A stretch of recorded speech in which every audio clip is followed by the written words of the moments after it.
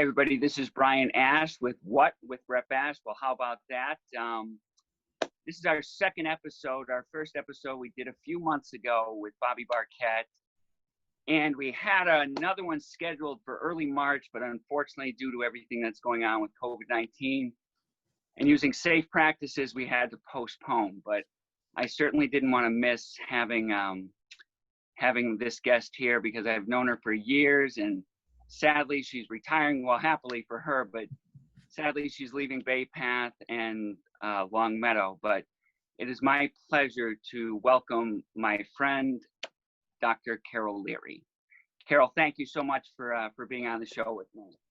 Oh, Brian, thank you. I'm so honored to do this, and certainly in my last few weeks at Bay Path University, but we go back a long way, so it will be another memory we can add to the list, Brian. Absolutely.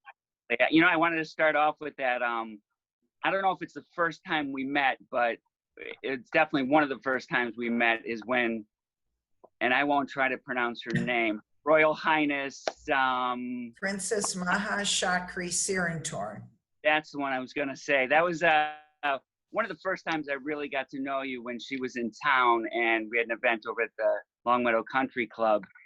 And I'll be honest, I was very impressed with you as a, I was on the select board at the time and getting to know a lot of the business people and the leaders in town. And I was very impressed the way you handled yourself, the way and the respect that you had from Her Royal Highness. And for me, it was kind of a treat. As you know, my kids made cards for her, and then she wanted to meet him the next day.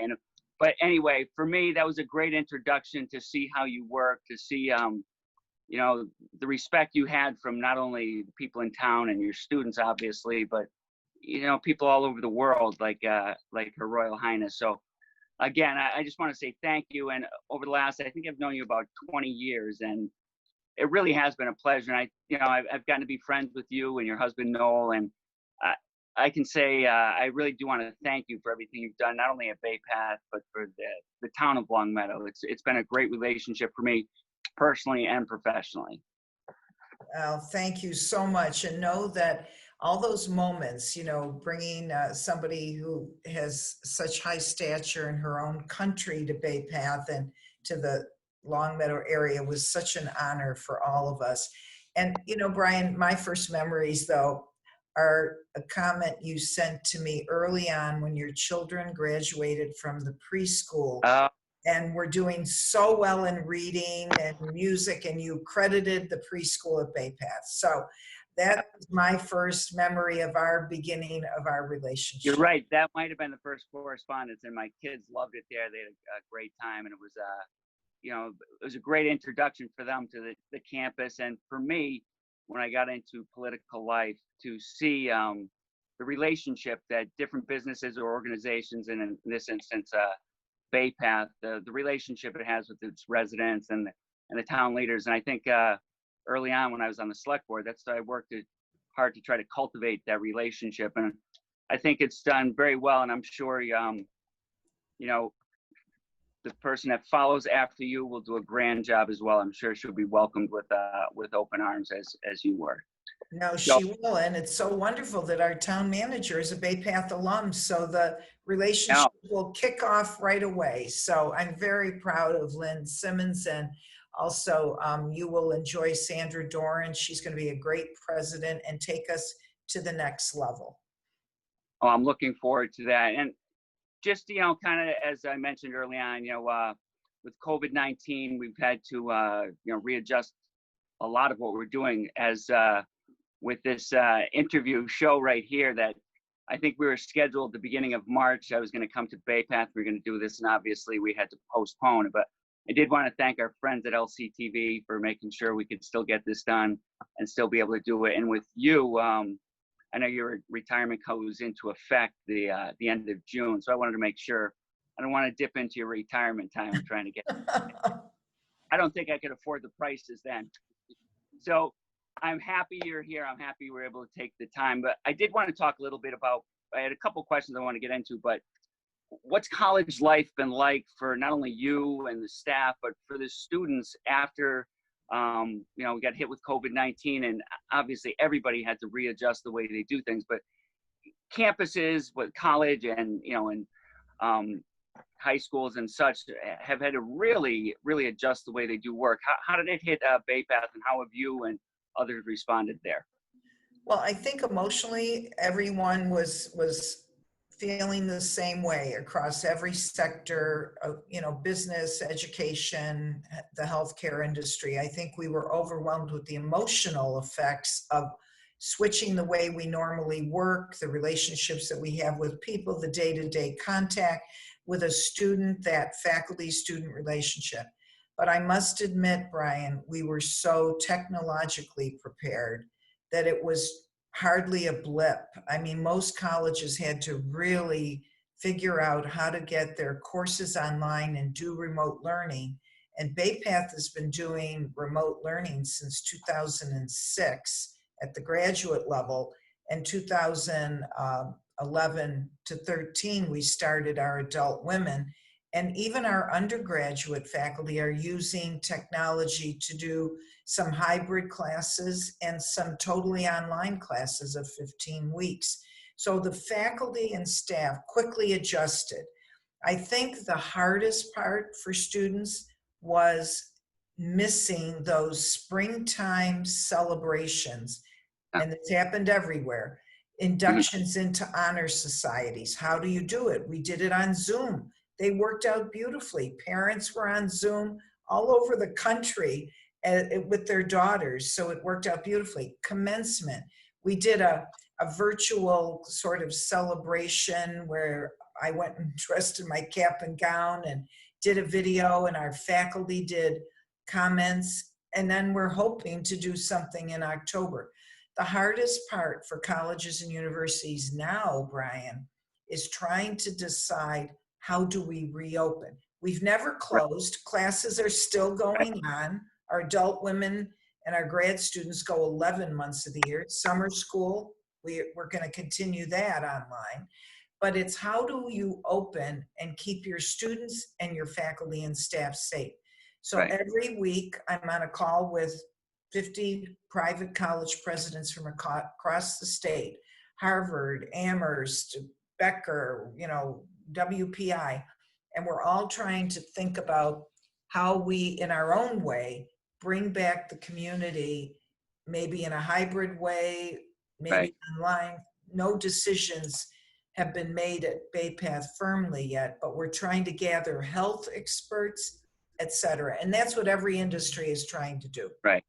And I'm sure you want to make sure everybody's kind of consistent. You don't want to say, well, we're opening and then 3 other colleges aren't. I mean, the more consistent we are in everything, whether it's colleges or any other business, I think makes the most sense. But that's good that you've been talking to people. And I know your college is different than some. You've got, I know other colleges do this, but you have college students all over the world. Was that a issue of them getting home or anything? We had, ironically, we had a faculty member who teaches in one of our data science programs that was quarantined in Wuhan. Can you believe that? That was December and January. She was doing her classes online, but she finally was released at the end of February after being quarantined for months with her family. And we have students from the Wuhan area, Chinese students. The 2 Chinese students never left the campus. All of our other students went home, but they remained here because we didn't feel, and their families didn't feel, it was safe for them to travel. But most schools have had to figure that out. So many of the colleges in the region still have students living in their residence halls and trying to keep them distant and separate. Yeah. We did not have to worry. Most of our students dispersed immediately, except for these 2. Right. Well, that's good that you and others have made sure that people do have a place to stay. Right. Before we get into some of the, I have a few things I want to talk about your path to retirement, but for those who don't know you or don't know, the history, you've been at Bay Path for 25 years now. Why don't you talk a little bit about where you came from, who you are before you came in there, and how you started off at Bay Path? Okay, very quickly. I'm originally from Niagara Falls, New York. I went to Boston University. That changed my life. Ended up as a political science undergrad, though my original intent was foreign languages and working with immigrants. Ironic. And I ended up in higher education by virtue of being an RA and having one of my very dear mentors say, "Have you ever thought about going into higher ed?"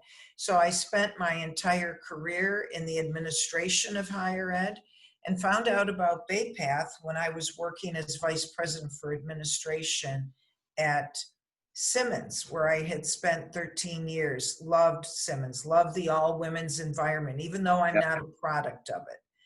And was recruited to BayPath. And when I arrived, my friends said, "Are you crazy? You're leaving a college of 6,000 students in Boston and you're going to Western Mass." I loved it. They thought I was getting on a covered wagon and heading west. But I loved the area, Brian, because everybody welcomed Noel and me with open arms. And we didn't see BayPath as small. We saw it as potential. There were only 450 undergrads and maybe 40 adult students at the time. But with the faculty and staff, we built a vision, which when you go back to the vision of 25 years ago, it is precisely what we did. We improved and, turned 14 associate and 3 baccalaureate into 71 undergraduate majors and concentrations. We took no graduate education and created the first MS in information technology and communication. When you went, it was a 2-year college when you went there, correct? When I went, they had just become a 4-year. Okay. They had just graduated in 1992, their first graduate with a 4-year degree. But as I say, there were only 3 baccalaureate and 14 associate. We totally flipped it. So many people think I changed it, but it was changed 2 years prior to my arrival. And as you know, Dr. Wright had passed away in office after doing that. So I had the pleasure of working with the faculty and staff, but the key was strengthen the undergrad, stay all women, stay true to your mission, diversify, do graduate, which now we're at the doctoral level, and now we're at a university. Graduate is co-ed? Graduate is co-ed by law, and we can keep our undergraduate core all women. And probably the thing that changed the most and gave us our sort of runway was the fact that we focused on adult women and realized that it was taking them 10 years to get a degree. And we turned it around by making it 6 weeks, 12 months or 11 months of the year, and making it affordable. And then we put it online so that people around the world could join us. Now, is that I don't know if it still is, the only all women's college in the country online? It was the first all online women's college. Other women's colleges are doing online, but we were the first to do this and do it in a very unique way. We don't do it the normal online way. We include the systems and the support services in an integrated model called SOUL, Social Online Universal Learning, and received a $3.4 million grant from the federal government to do that. And we just received a Title III, $2.3 million grant to take that and figure out how to reimagine undergraduate education. Now, for people who don't know, what's the difference from a young woman between going to BayPath or going to American Women's College? What's the benefit? Is it just more for the professional who couldn't go to the school on campus? Yes, the American Women's College was founded for the adult women who couldn't live on campus, who were married, had children, or divorced, had children, were working full time. The traditional program is the traditional education where you live on a campus or you commute and you get all your courses on ground. So the American Women's College was created to address the woman who could not come to a campus. And we really reduced the price. You can get the full degree for $48,000 because you're totally online. Oh, that's great. And it's nice. I mean, I know all, the different things you've done, but there's so many different opportunities. Why don't we talk about some of the other, maybe East Longmeadow, what's happened over there a few years back? Yes, that's exciting. And I don't want to forget the Women's Leadership No, Conference either. But East Longmeadow, that was really a dream. We had been doing occupational therapy for many years. When I arrived, it was a 2-year degree. We moved it to the bachelor's, moved it to the master's. And a doctor wrote to me probably in 2000, maybe 2011, and said, he might want to do some teaching. And he said neuroscience. I circled that, anatomy. And then he had like a PS. Have you ever thought about doing physician assistant? Invited him in. That's Dr. Robert Hoffman. Infectious yeah, disease was his wow, profession, right? ironically. And we had a 1-hour conversation where he shared with me the future of medicine and healthcare delivery. And he said, Carol, I think you're poised for this. With that as a cornerstone, then we started developing a lot more programs under the OT program and genetic counseling, mental health counseling. We had nowhere to put it. And we were blessed to find this 11 acres in East Longmeadow, build the building very quickly for such a low cost. And it is a beautiful building, and it's totally filled. Every parking place is filled, 350 parking How many spaces. go there, Carol? 350 students Wow.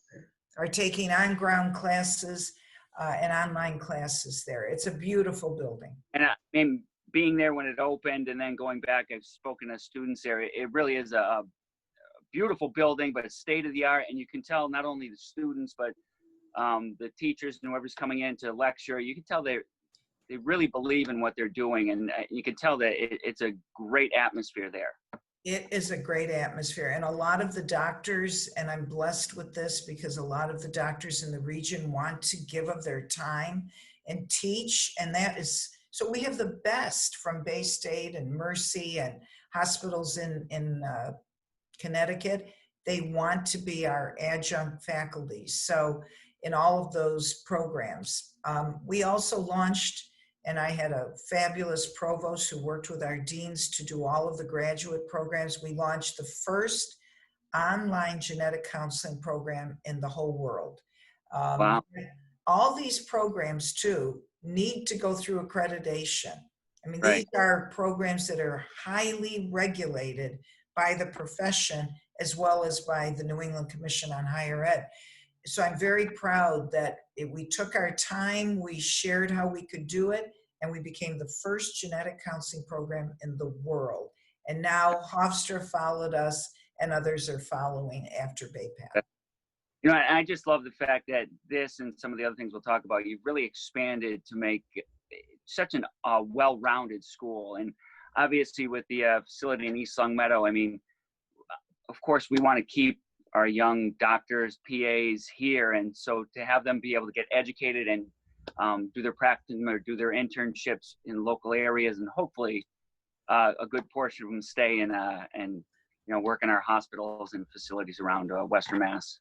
Oh, that has been the goal, Brian, since the beginning. We said we were going to provide the community PAs and not be the institution that would send them out over the country. Now, some of them come from other parts of the country, Right. but the vast majority are from within, the New England states, and they want to stay in the community. And, Noel has had the benefit of having some of our PAs work with him in the medical field. And it's wonderful. I mean, I was in your first class, they would say, of PAs. So they have stayed in the area. And it's a great area to be in. Absolutely. Before we talk about a little bit about the Women's Leadership Conference too, any other additions, like, cybersecurity, things like that you've added on? Really? Yes, the cybersecurity has been very important. And I have to say that I'll share just something after a phone call from Richie Neal that really made me feel very proud. We were early on in cyber at the undergrad level and at the master's level. And we saw this was going to be a trend, and we captured some wonderful faculty, a former FBI agent, one who worked at Mass Mutual, had been in a military background, worked at EMC, skilled and talented faculty coming in to teach our undergrads and our grad. But we also do the Cybersecurity Summit and bring key leaders in every year. Stephanie Helm was here in the fall, and she's brilliant, works with the Cybersecurity Council out of Boston, works for the governor. And Richie Neal called about a year ago, said, if you're thinking about cybersecurity, to one of his colleagues, call Carol Leary at BayPath. And we're also now working on some wonderful things with the Springfield area and the state. And BayPath's got a very key role in it. And so I feel like we've established a reputation, and our students are getting fabulous jobs because people need cybersecurity professionals. Right. You were probably just hitting the tip of the iceberg when you started. Now, I mean, it's now really, most schools are putting in cybersecurity programs. Right. You need to have something, and every business needs to have, a good cybersecurity setup, and to have young people learning about it and knowing how to protect us in the future, how to protect our businesses. Yes, that's great. I thank you because, the Mass Tech Collaborative, you're very familiar with the Mass Tech Collaborative, had a competition a couple years ago, and they had $250,000, and they wrote to all of the schools and businesses and said, make a proposal for getting part of this grant. And we wrote a proposal about helping small businesses using our students as interns with Delcy Bean at Paragus to go into a business and do an audit for the business, a small businessman who can't afford to hire their own. And that grant, they gave us the $250,000. Then they added on a couple more for two other organizations. We got $250,000 from Governor Baker and the Mass Tech Collaborative. That just shows you the, and the governor came to BayPath, and they were absolutely so impressed with the students and what they were doing and how they look and feel as professionals. Oh, that's great. And it is so important. As we mentioned before we were on camera, just during this whole COVID crisis, that a lot of businesses have had to readjust. And not that anybody wanted this, but sometimes it forces you. And part of the cybersecurity, small businesses that maybe have never looked at that or never had the opportunity, this is a great way when you get maybe young students interning, can show them what they need to do or take a look at things so they don't get hacked or, with personally or professionally. So we've had to look at a lot of those and really had a chance to expand and do things a little bit more efficiently.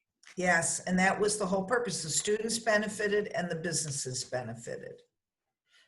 All right, now I'd love to talk a little bit about the Women's Leadership Conference. Has that been 25 years as well, right? Did you start that? Well, it was supposed to be March, 27th. We canceled. It was going to be the 25th anniversary. And that has to be one of the heartbreaks of COVID for me personally. Well, I'm sure. Yeah, I mean, you've been doing this for so long. You've had some incredible guests over the years. I remember the first one I went to, going in there to be impressed with the guests, which I was, but the crowd was unbelievable. I couldn't believe how many people were there year after year. I mean, that's just a testament to how much it means to not only just the greater Springfield, but I think it throughout greater Western Mass, probably even further, but so many people there, and they were excited to be there. You could hear them talking. All the ones I've gone to, you can feel the energy, and people are very excited to hear the speakers, to interchange ideas with other colleagues or to meet some new people. So maybe you can talk a little bit about what it is, how it started, and kind of the whole idea about it. Sure. And my belief is you can copy good ideas. You don't have to create something from new. There really are no new ideas, are there? But I worked at Simmons, and they did a very small women's conference there, and I was so impressed with it. And when I came to BayPath, I said to the team, we're going to do this in Western Mass. It's going to help not only BayPath students who will attend, but it will help the community gathering women with incredible speakers. Karen Hoban, who ironically had worked at Simmons, we didn't work in the same campus, applied for a job at Bay Path, and she became our dean, our first dean of continuing ed. When she arrived, I said, Karen, that was like August. I said, in March, we're doing a women's conference. She said, it took 2 years for Simmons to launch their first one. I said, we're going to do it. And I went to people in the community, the Big Y, and at the time, Dick Stebbins, Right. bankers, companies, and they all gave us sponsorships. So there was a thirst from the community. Yeah. We hoped for 400 people paying $99 in 1996 to come and see Elizabeth Dole, Patricia Aberdeen, who wrote Megatrends with her husband, Nesbeth, and Gloria Larson, believe it or not, was the economic counsel to the governor. And then she ended up being the president of Bentley and retiring last year. She was a speaker. It was a great conference. We had 800 people. Was it at the same place, Mass Mutual Center, or did you have a No, it was at the Sheraton. And then we had to expand to the Sheraton and the Marriott. Right. 800 people came, caused the biggest traffic jam in Springfield's history. And we were on C-SPAN. And in the same month. What was that, Brian? I worked downtown then. I remember the traffic. You remember the traffic. And Elizabeth Dole was the speaker, and she had been president of the American Red Cross, Secretary of Labor and Secretary of Transportation. And she knew a friend of mine. That's how we got her. And ironically, her husband, Bob Dole, announced his presidency. So it got even more publicity than we thought it was going to get. And because of Elizabeth Dole bringing her young staff person with her, I'm sitting next to him, and he said, gee, Carol, who would you like to have next? And I said, well, we've got our lineup, and, I'd love to bring the first woman prime minister from Great Britain to the region. And he said, oh, my mother is her advance person. Let me see what I could do. And I flew to Washington with Karen, and we extended an invitation to Lady Thatcher, and that's how we got her to come. So we used a lot of our contacts early on in those early years, and then Karen has been the genius of the watching for trends and then picking the best speakers and creating. So it's been wonderful, and we had 2,000 people signed up for this march. Oh, wow. Yeah. And what's the crowd? You know the largest crowd you've had there? 2,100. Yeah, I had the pleasure. I think meeting Barbara Walters. She was incredible. There were so many good ones. Queen Latifah, Maya Angelou was. Oh my God, Rita Moreno. We had her twice. Gloria Estefan. I tried 17 years. She finally said yes. Cokie Roberts. God bless Cokie Roberts. We've had incredible women. And there's stories, and to listen to them up there, it's always nice. You see a celebrity and you think one thing, but then you hear a different segment of their life. You hear about a struggle or personal emotions, and it just puts things in perspective. And some of the speakers, you could hear a pin drop when you said there's 2,000 people in there, and it really is incredible. So I want to thank you for that. And I know all the women that have showed up year after year. Absolutely, you can tell, just like I said, from the vibe in the room or when they have the breakout sessions, that they really do look forward to it. They enjoy it. They enjoy the speakers, meeting people. The whole thing is fantastic. Great networking. Thank you, Brian, for that. Are they going to keep that going? Do you know? I think so, yeah. And I told Karen, I pray that they will still have the 25th in the spring. But, all of this, if they don't do it in person, how could they do it? They're thinking about that already. But Tyra Banks was, we've kind of extended her for a year, and we're hoping that things will open up. Yeah. Oh, that's good. And I'm glad going, because I think that's a important segment, especially, for young women or any professional women around here. just gives them a different perspective, something to look at, or something to aspire to. Since you've been at Bay Path, like, what does Bay Path mean to you personally and professionally? Well, I think Bay Path means our students and then how they enter the world. I came from the student affairs area of higher ed, and I've always been of the philosophy that the main reason we are all at a university is not for our benefit, but for the education of that student. So probably when people say, what brings you the greatest satisfaction? What are you most proud of? It's how many students, particularly underrepresented populations, like the first gen, we were so early on in really focusing our education and all the services of support on the first generation student. And then the student that is not going to be your traditional image of a student, that adult woman. So I'm very proud that we took the opportunity to say, how can we craft an education that will be affordable, will allow these women at all ages, 18 to 85, come to Bay Path and feel that they've received not just content, but how to live successfully, how to be kind, how to think like an entrepreneur and act like, a really caring community member. So we tried to incorporate that kind of thinking in our Women as Empowered Learners and Leaders classroom experience, and then with all the activities that we had that surrounded that. Diversity and inclusion is very important to Bay Path, and 42% of our students are diverse at the undergraduate level. And that, to me, is also something I'm very, very proud of, because it's going to reflect America in just a few short years. Yeah.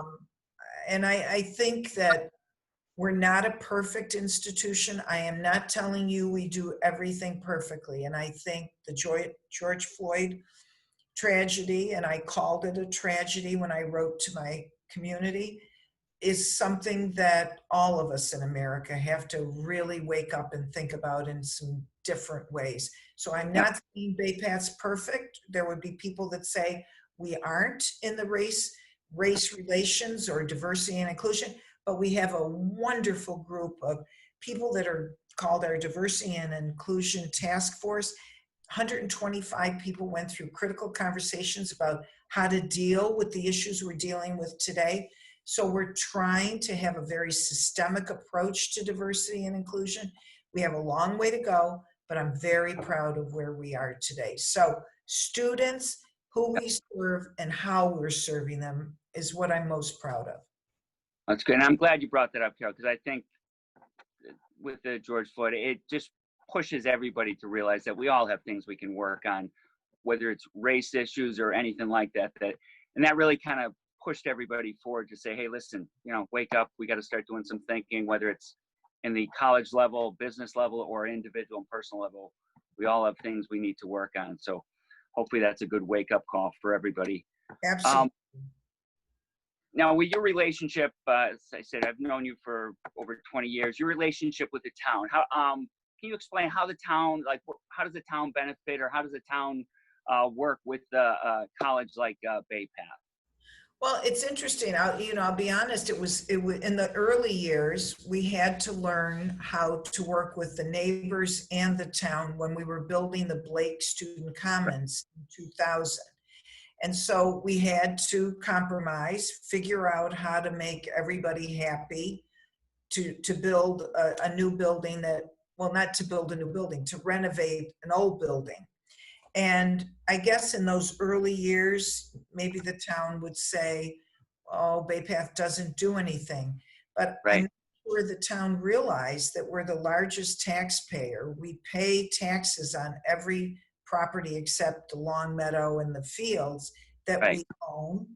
And we are also hoping to be good citizens listening. So when the fire department needed a new fire truck, Bay Path 150,000. When they are looking for interns, I mean, we have hundreds of students doing student teaching or working in the town offices, free labor of our students into the town, inviting the police department and the fire department to use our facilities for training, Right. doing the kaleidoscope, which brings the community of Long Meadow into the campus, Yeah. and we learn from them and they learn from us on Now all for scope, so people know, if you want to just give a brief explanation what that is, the kaleidoscope. people that don't know. Yeah. The Kaleidoscope is a series of probably 10 fall and 10 spring events that we invite the Long Meadow community into. So we'll invite speakers from, let's say, Bay State, expert on Alzheimer's or mental health for young adults. And they'll come in and we send out a brochure every fall and every spring, and we invite the community in for free. The other is our theater program or Winterfest. Those are all programs that we love to have the Long Meadow community join in. So, And I can, Winterfest is unbelievable. When I was on the select board, I used to go there and speak, and oh, what a beautiful show. isn't Especially it the beautiful? Berkshire Hill Academy would come down. Oh, I was just so moved every year. I love going there. Yes, and that was something I didn't start. It was a tradition, but townspeople loved it, and our own community loved it, and so the town-gown relations right now are very, very good, and we love to invite, Lynn Simmons to meet with our VP. Is there something else we could do? And she does the same. So I think we've got a wonderful working relationship with Long Meadow, and I think over the years they've been vocal about what they feel, and we listen, and then we've shared back what we would like. So it's Right. been mutual, I think, opportunity to learn from each other and to benefit from each other. When the summer concerts, I don't know if we're going to have summer concerts, we always would try to sponsor the summer concerts, give our parking in the back of the fields for the Long Meadow days. I love the relationship. Well, that's good. And I wanted to bring it up because I know when I was on the select board, we had met and we talked about that, because I people in town, I think, didn't know or didn't understand what Bay Path did, what the benefits. And, after we met a few times, and I learned a lot of just about some of the things that were offered there. But I think it's been a fantastic relationship, and I'm sure it will continue so moving forward. And I got to tell you that having a college in town, you would never know it. I mean, you just drive by, beautiful thing, but I've lived in town 27 years. I've never heard a complaint about, oh my God, there's college students, this, that. And so kudos to to have college students here, keep it that quiet. And the campus is absolutely stunning for anybody who drives by. I have people that, are driving through Long Meadow and they're like, oh my God, that was gorgeous. Yeah, it really is. It is nice to have it is nice to have a college in your town. I mean, it really is. And we share our library, stores, and town people go into our library, and we use stores, and our students do work there. It's been a good relationship. It is nice. And like you said, with Winterfest or some of the plays or things like that, having the general public able to go is fantastic. I know a lot of the seniors like to go over and see the shows, but it really is like a nice addition for the people that don't know about that. So I just wanted to make sure we mentioned that, and thank you for that. Now, it's probably a tough question to answer, but in your 25 years there, if you had to pick one or maybe two or three things, what's your most significant contribution? Like when you walk away, is there going to be one or maybe a couple things that you say, if they remember me for anything, I hope it's this or that?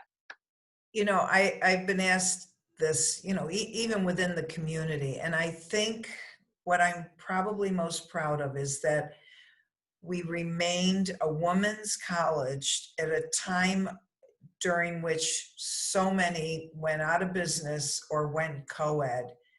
But we stayed true to our mission, and we just said, how do we serve women in a different way? And I think it will be the legacy of Ted Fleming, my first chair, uses this. he says, Carol, you saved Bay Path. I said, well, I maybe didn't save it, but I certainly moved it from 450 or 494 students to 3,400 Right. and kept the all women's undergraduate focus. And as we evolved, the second thing I'm most proud of probably is how innovative and ahead of the curve we always were with Yeah. online education or cybersecurity or women's professional development. We always seem to be ahead of the curve. And our goal is to continue to be ahead of the curve. And that's why that quote I shared from you from the Boston Globe yesterday is so perfect for this moment in Bay Path's history, but in higher ed in general. We should be looking at this moment not as how do we go back to what we were doing, Right. but how do we look at what we've learned from this moment and make it even better for the future. And that is a beautiful opportunity for our new president, because she'll have that chance with a new mindset. And we have $2.2 million to spend from the government, who gave us a wonderful grant, of how we can reimagine higher education for the future. Right. So it was keeping it strong as a women's college, growing it, diversifying our revenue streams, but always being an innovative institution.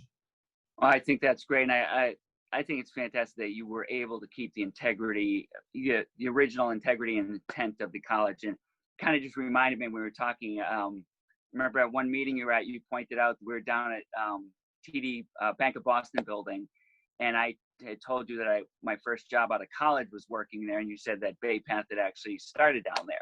And I think it was on the same floor where my office was, which is kind of a neat little piece of history that Bay Path had moved back. We started in downtown Springfield, and with the American Women's College, we went right back to our roots.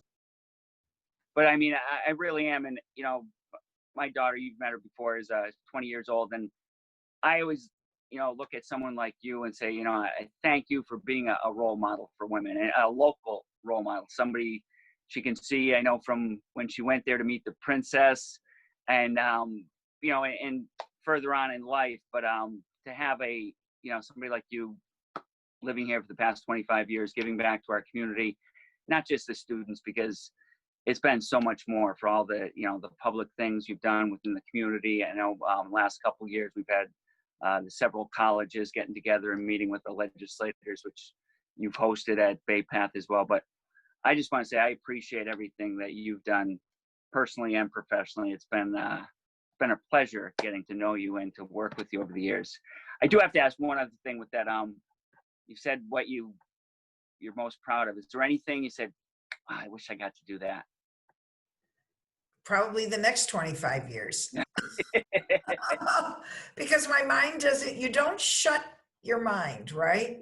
And, as I said to the chair of the board, I said, it's so exciting. I can see Bay Path's future. And so, yeah, the next 25 years would have been good. But you know what? You need to know when it's your time to go. And I have been blessed. I've had a great board. They've been risk takers, a nimble faculty and staff, willing to take chances and kind of go out of the norm. And it's going to continue. I know it's going to continue. Yeah. No, I'm leaving saying this. No regrets. Good. I am at peace, and I would do it all over again, exactly the same way. Good. Even with the struggles, the challenges, the recession. I mean, I've been through 2 recessions, a COVID epidemic, September 11th. When you think of that in 25 years, even with that, I would do it the same way. But don't you find when you get through those big struggles, you come out better? You usually come out a better person. You come out better and strong. Every one of them, we came out better and stronger than we were before. So what's next? Now, you and Noel, retirement? Yes. Well, we had 2 big trips planned, and we canceled 3 weeks in England starting July 1, and a trip on the Adriatic with Viking Cruise in August. So those are canceled. But I'm already on 2 boards, the Marginal Way Preservation Fund, which if you've ever been to Ogunquit, it's a mile-long walk along the ocean on the Oh, Rocky Coast, and we have to preserve it from big storms, and I'm on that board. And I'm also on the board of the Ogunquit Museum of American Art, which our home looks over. Noel and I are theater people and art people, yeah, and also the environment. So Noel's on the board of the Ogunquit Playhouse. So we've got it covered. So we're going to give of our time, that's talent, great. treasure to Bay Path and to Ogunquit. Good. And enjoy life as well, which you, And enjoy life. And then we're going to spend winters in Florida. oh, good for you. Well, again, I just want to thank you. I don't know if I was planning on being part of your retirement going there, so I don't know how that'll look or what'll happen, but sometime in the future, if not in a big group, I'll make sure I formally congratulate you and do a citation to thank you and honor you for your years, because it really has been a pleasure for me to get to know you over the years.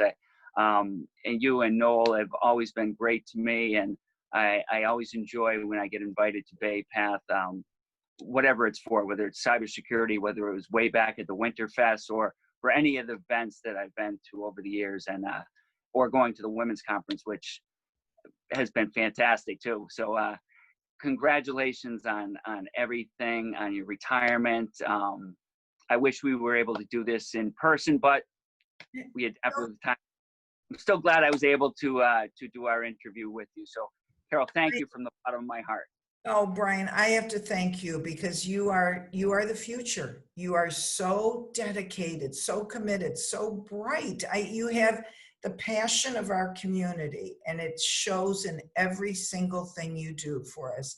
So I'm honored that I was part of your program, but I'm most honored that I can say to you publicly, thank you for all of the service that you have provided to us, for being our spokesperson when it was needed, for standing up for things that our communities need, for being the type of legislator that has high ethical values. That's the most important thing. And Brian, that's what I think we love about you. You're committed, you're dedicated, but you have high integrity and incredible moral values. So I wish to thank you as a public servant for what Well, you have done for this community and for these programs. You're bringing life and people's voices to the community. well, that's what I want to do. I wanted to let people get to know people that maybe they don't have the chance to, maybe know a little bit more about them or what they do and how it impacts us here in Longmeadow or the surrounding area. So thank you again so much. I know I'll talk to you in the future, but thanks for being a part of this. This being my second show, the first one we did on location at the kitchen. So hopefully this translates well to the people watching at home. But thank you again, Carol, to the people watching at home. Thank you so much for tuning in to What with Rep Ash. I've had the honor and pleasure of interviewing and having my dear friend, President Carol Leary, here with me, who is just about to retire from Bay Path after serving for the past 25 years. So again, Carol, thank you, and thank you at home for everything.